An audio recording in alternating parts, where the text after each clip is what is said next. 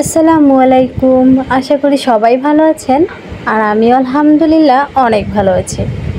আর আজকে দেখুন অন্যরকম একটা ছাদে উঠে এসেছি। এটা আমার ছাদ বাগান নয়, এটা হচ্ছে আমার বাবার বাসা। আমি এখানে বেড়াতে এসেছি প্রায় ৩-৪ দিন হলো। তো আজকে আমি চলে যাব বিকেলবেলা, তাই ছাদে উঠে দেখলাম যে অনেকগুলো, আমাদের আঞ্চলিক ভাষায় বলে গ্যারা, আবার অনেকে বলে ধুন্দল। তো যাই হোক, যে সবজিটা হয়েছে সেটা যেহেতু অর্গানিক, কোনো প্রকার কোনো সার দেওয়া নেই, তাই আমি ভাবলাম যে কয়টা হয়েছে আমি সেগুলো নিয়ে যাই। আর শুধু যে কয়টা নয়, প্রচুর হয়েছে, প্রচুর। মানে অনেকগুলো আম্মা দেখতে পারেনি, পাড়ায়নি ওগুলা। উনি বাইরে গিয়েছিলেন আত্মীয়র বাসা, যার কারণে এগুলো পারতে পারেনি। তাই অনেকগুলো মানে বীজ হয়ে গিয়েছে, একদম পুরাট হয়ে গিয়েছে, সেগুলো পারতে পারেনি জন্য।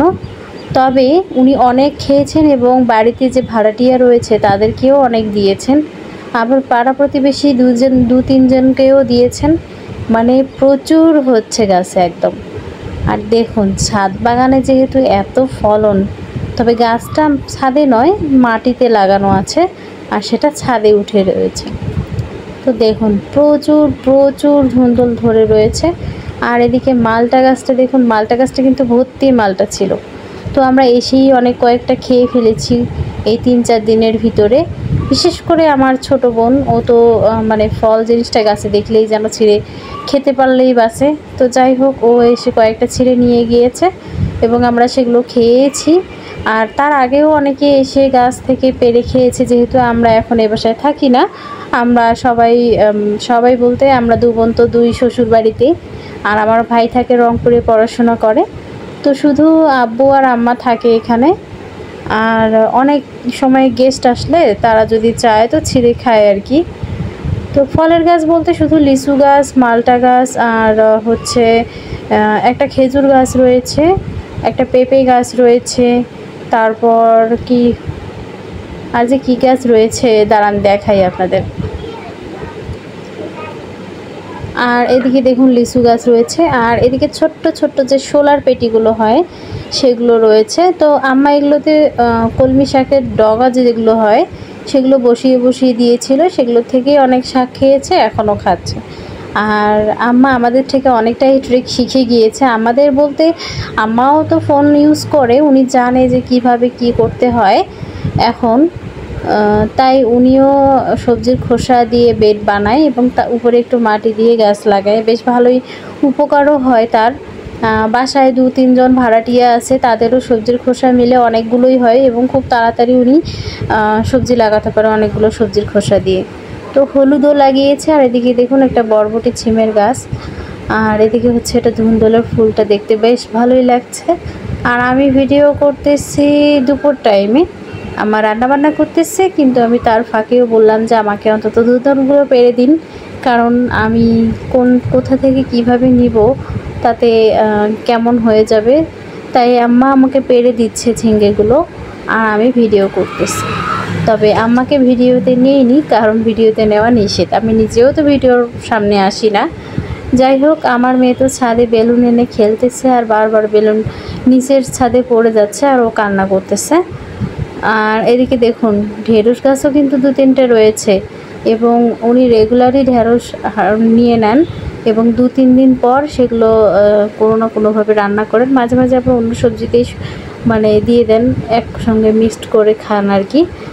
আর অনেকগুলো ফুল গাছ ছিল যখন আমরা বাসায় ছিলাম, বা আমার বিয়ের আগে অত ছাদ তো ছিল না, তবে আমার বিয়ের পরে, আমার বোনের বিয়ের আগে ছাদে অনেক ফুল গাছ আমার বোন লাগিয়েছিল।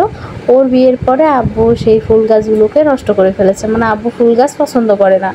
আর এদিকে হচ্ছে অ্যালোভেরা গাছও রয়েছে, আর এদিকে দেখুন একটা মানি প্ল্যান্ট আর একটা ব্যাম্বু প্ল্যান্টও রয়েছে। আমার বোন আসলে অনেক গাছ লাগিয়েছিল, যেখান থেকে আমি অনেক অনেক কাটিং নিয়ে গিয়ে বাসায় মানে চারা তৈরি করেছি, কিন্তু এখন আর সেগুলো এই ছাদে নেই।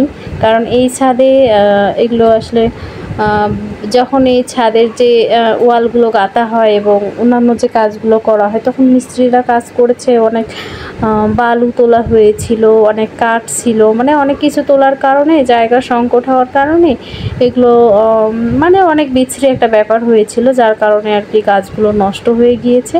তখন আব্বু ওগুলোকে ফেলেও দিয়েছে। আর অনেকদিন পানি না দেওয়ার কারণে গাছগুলো মরেও গিয়েছে আর কি। তো যাই হোক, দেখা যাক আস্তে আস্তে যদি আবার ছাদে ফুল গাছ নেওয়া যায়। তারপরেও কিন্তু অনেক কয়েকটা রয়েছে, মানে যেগুলো হচ্ছে ভিতরে যে লাগায় ইনডোর প্ল্যান্টগুলো, সেগুলোর মধ্যে কয়েকটা রয়েছে। তবে যাই বলুন, ছাদ বাগানে যদি ফুল না ফোটে তাহলে কিন্তু সৌন্দর্য ফোটে না। আমি এত কিছু ভিডিও করলাম, কিন্তু ফুল না থাকার কারণে কিন্তু আসলেই ভালো লাগতেছে না। আর এদিকে দেখুন, এটা হচ্ছে পাশের বাসার যে জলপাই গাছ, সেটা আমাদের ছাদের একদম একটা কোণায় অনেকগুলো ডাল এসেছে। আর জলপাই গাছে কিন্তু জলপাইও রয়েছে। আমরা 2-3টে পেরেও খেয়েছি। আসলে ওরা দেখেছে বাসা থেকে, অবশ্য কিছু বলে না আর কি, জানে যে আমরা 2 দিনের জন্য এসেছি। আর আমরা গেলেও ওনারাও গাছ থেকে পেয়ারা, তারপর আরও অনেক কিছু যেগুলো আছে সেগুলো আমাদের নিতে বলে আর কি সব সময়। খুবই ভালো। আর এদিকে দেখুন লেবু গাছ রয়েছে, লেবু গাছেও নাকি লেবু হয়, মানে অনেকগুলো হয়েছিল। তো লেবু গাছ 2টো রয়েছে, আর হচ্ছে একটা মালটা গাছ রয়েছে। আর হ্যাঁ, এদিকে যে ধুন্দুলগুলো আপনাদের দেখালাম না, সেগুলো কিন্তু অলরেডি ছেড়ানো শেষ, মানে আমি নিয়ে নিয়েছি। আর আমার মেয়ে এদিকে দেখুন এখনও বেলুন দিয়ে খেলতেছে, আর খেলতে খেলতে বেলুনটা ফেটেই ফেলেছে। আর এদিকে দেখুন আমরা হারভেস্ট করতে করতে করেই ফেললাম সবগুলো মিলে। এই যে এতগুলো ধুন্দুল পাড়ানো হয়েছে, আর 2টো জলপাইও পেরে নিয়েছে আমার বোন। আর এদিকে হচ্ছে মালটাও নিয়েছি, মালটা এই 4টা পেরেছি, পরে কিন্তু আরও 2-3টে পেরেছিলাম, সেটা ভিডিওতে নেওয়া হয়নি। তো এতগুলো ধুন্দুল পেরে নিয়ে এখন আমি নিচে যাব। আর আজকে যেহেতু বাসা চলে যাব, বাসায় গিয়ে দেখা লাগবে আমার বাগানের কি অবস্থা, কারণ 4-5 দিন আমি বাসায় নেই, কী যে অবস্থা। আমার হাজব্যান্ডকে অবশ্য পানি দিতে বলেছে, কিন্তু সে যে কি করতেছে আল্লাহই জানে। আর এদিকে দেখুন কতগুলো বড় বড় ধুন্দুল একদম বীজ হয়ে রয়েছে, অনেকগুলো, মানে প্রায় 6-7টা। তো এতগুলো বীজে আম্মা কি করবে। যাই হোক, আমরা এখন এই বাগান থেকে বিদায় নিব। আর হ্যাঁ, আঙ্গুল দিয়ে যে জায়গাটা দেখাচ্ছি, ওই জায়গায় কিন্তু আগে আমার মা অনেক কিছু ফলাতো, মানে সবজি ফলতো, মিষ্টি আলু ফলতো, পেঁপে ফলতো, ঝিঙ্গে, মানে অনেক গাছ ওখানেই আগে চাষবাস করতো আর কি।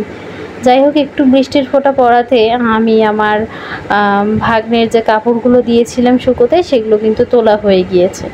তো এখন দেখতেছি আর বৃষ্টি পড়তেছে না, তাই এগুলো আবার রোদে দিয়ে আমরা নিচে নেমে যাব। আর এদিকে মালটাগুলো দেখালাম, দেখুন এখনও অনেক কয়েকটা রয়েছে। আর এই ধুন্দুল গাছের কারণে প্রত্যেকটা গাছের অবস্থা বেহাল।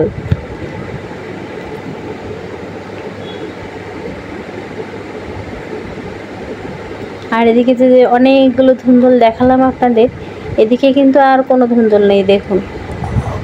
আর এই বাগানে অনেকগুলো ফাঁকা ফাঁকা টব, যেটা আমার বাগানে একদমই পাওয়া যায় না, কারণ আমার বাগানে সবগুলো টবেই কোনো না কোনো গাছ তো অবশ্যই রয়েছে, বরঞ্চ মাটির অভাব। আর এখানে হচ্ছে সবজির খোসা দিয়ে দিয়ে অনেক মাটি তৈরি করে বস্তায় বস্তায় ভরানো রয়েছে।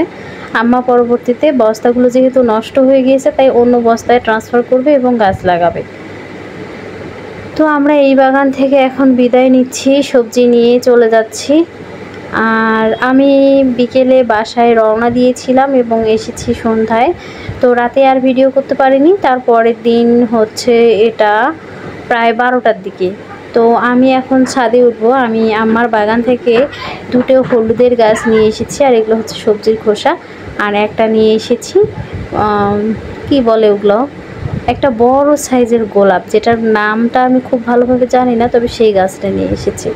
আর এদিকে দেখুন আমার বাগানের কি অবস্থা, সি সি সি সি এরকম একটা অবস্থা হবে আমি ভাবতেও পারিনি। মানে লাউ গাছের অবস্থাটা একবার দেখুন, তর তাজা একদম, এত সুন্দর একটা লাউ গাছ, সেটা এরকম অবস্থা হবে আমি ভাবতেও পারিনি। আর এদিকে দেখুন পেঁপে গাছও ঝিমিয়ে গিয়েছে, মানে প্রত্যেকটা গাছের গোড়ায় একদম খটখটা রয়ে গেছে দেখুন। এদিকে শুধু কয়েকটা গাছ মনে হচ্ছে একটু ভেজা ভেজা, যেগুলো আসলে ভেজাই থাকে বেশিরভাগ সময়, কিন্তু তারপরেও একটু শুকিয়ে গিয়েছে। আর এই ফুল গাছটা আমি একটু ছোট রেখে গিয়েছিলাম, সেটাতে অলরেডি ফুল ফুটেছে। আর এদিকে হচ্ছে দেখুন করলা গাছও ঝিমিয়ে গিয়েছে, করলা গাছের গোড়া শুকিয়ে গিয়েছে, মানে প্রত্যেকটা গাছই ঝিমিয়ে গিয়েছে এবং প্রত্যেকটা গাছের গোড়ায় শুকনো খটখটা হয়ে রয়েছে দেখুন।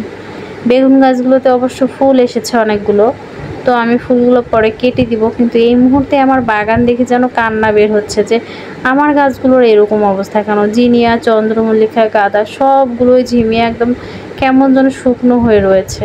দেখুন গাছগুলোর অবস্থা।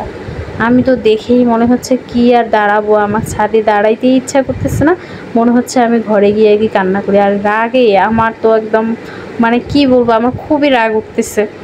তো যাই হোক, আমি এই যে বাগানগুলো এরকম দেখলাম, এখন আমি মোবাইলটা রেখে দিব আর আমি আগে গাছগুলোতে পানি দিব। যদিও বা অনেক রোদ উঠেছে এবং রোদের মধ্যে গাছে পানি দেওয়া ঠিক নয়, তবে যদি আমি অপেক্ষা করি মনে হচ্ছে না এই গাছগুলো বিকেল অবধি আর বেঁচে থাকবে, মানে পানি দিলেও আর বাঁচবে।